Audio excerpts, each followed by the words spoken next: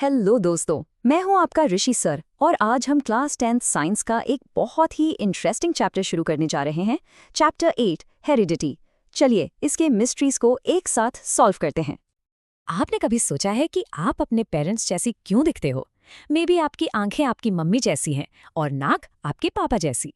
पर आप उनकी एग्जैक्ट फोटोकॉपी तो नहीं हो, राइट? कुछ ना कुछ तो डिफरेंट है। तो यही है हमारा आज का मिस्ट्री। तो इस मिस्ट्री को सॉल्व करने के लिए ये रहा हमारा प्लान। हम पहले समझेंगे कि हेरिडिटी का बेसिक आइडिया क्या है, फिर हम मिलेंगे मास्टर डिटेक्टिव मेंडल से और उनके पी प्लान्स के बारे में जानेंगे। उसके बाद हम डोमिनेंट और रेसेसिव ट्रेट्स के क्लू को सॉल्व करेंगे, दो ट्रेट्स को एक साथ इनहेरिट करना सीखेंगे और फाइनली पता लगाएंगे कि सेक्स कैसे डिटरमाइन होता है।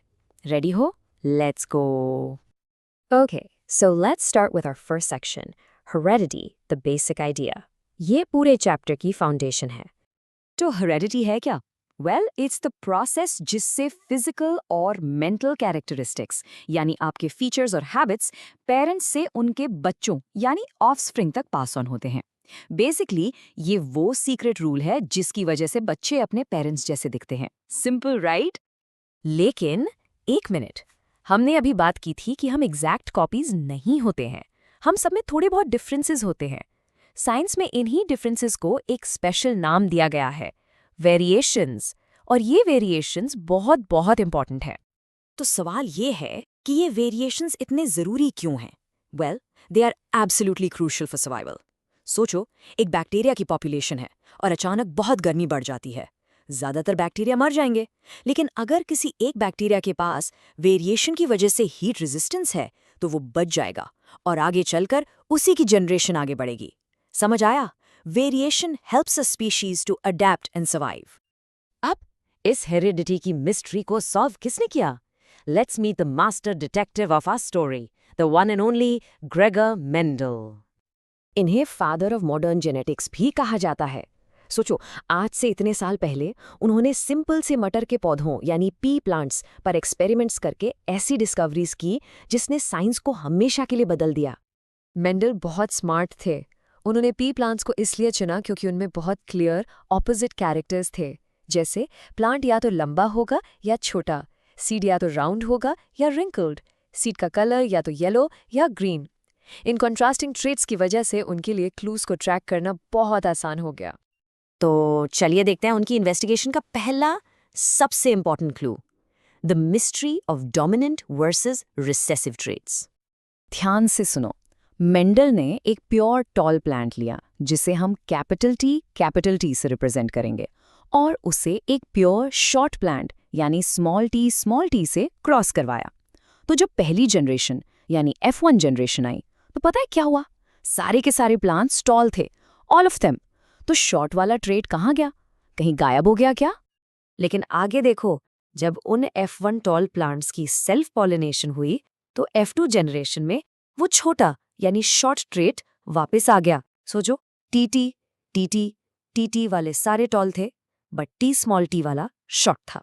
इसको ऐसे समझो, कैपिटल टी क्रिकेट टीम का कैप्टन है। अगर वो टीम में है तो वो ही खेलेगा।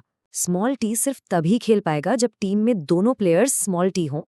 तो वो ट्रेट जो कैप्टन की तरह बिहेव करता है, जो एक कॉपी होने पर भी खुद को एक्सप्रेस कर देता है, उससे हम कहते हैं डोमिनेंट ट्रेट। जैसे यहाँ टी फॉर टोलनेस। और वो ट्रेट जो छुपा रहता है और सिर्फ तभी दिखता है जब उसकी जोड़ी बने यानी उसकी दो कॉपीज प्रेजेंट हों, उसे कहते हैं रिसेसिव ट्रेट। जैसे यहाँ टी फॉर शॉर्टनेस। क्लियर है ना? एक मिस्ट्री सॉल्व हो गई। तो मेंडल ने सोचा, चलो केस को थोड़ा और कॉम्प्लेक्स बनाते हैं। What if we track two traits at the same time? सोचो, अब क्या होगा अगर हम एक ऐसे प्लांट को जिसके सीड्स राउंड और येलो है एक ऐसे प्लांट से क्रॉस करवाएं जिसके सीड्स रिंकल्ड और ग्रीन हैं। आपने अभी डोमिनेंट ट्रेट के बारे में सीखा, तो F1 जनरेशन में क्या होगा? यू गेस्ड इट, सारे सीड्स राउंड और येलो होंगे क्योंकि ये डोमिनेंट ट्रेट्स हैं।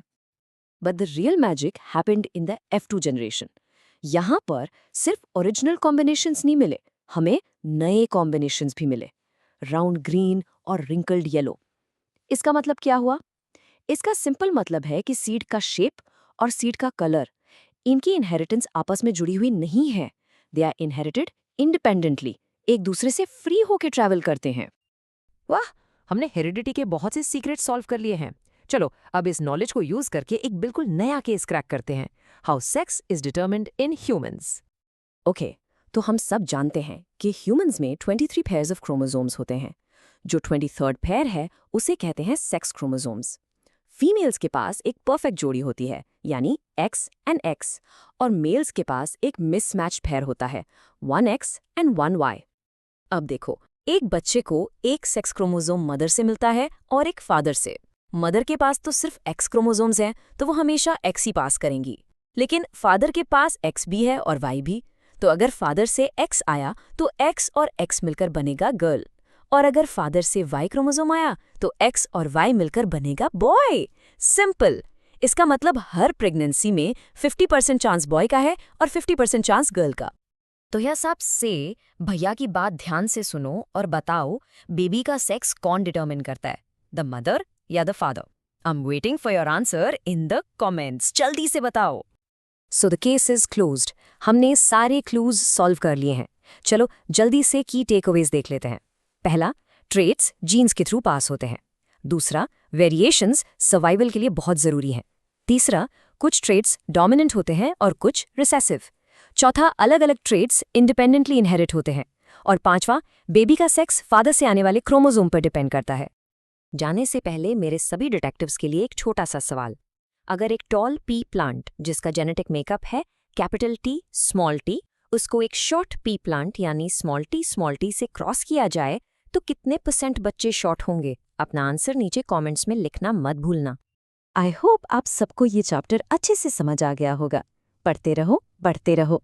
मिलते हैं नेक्स्ट वीडियो में। Bye bye.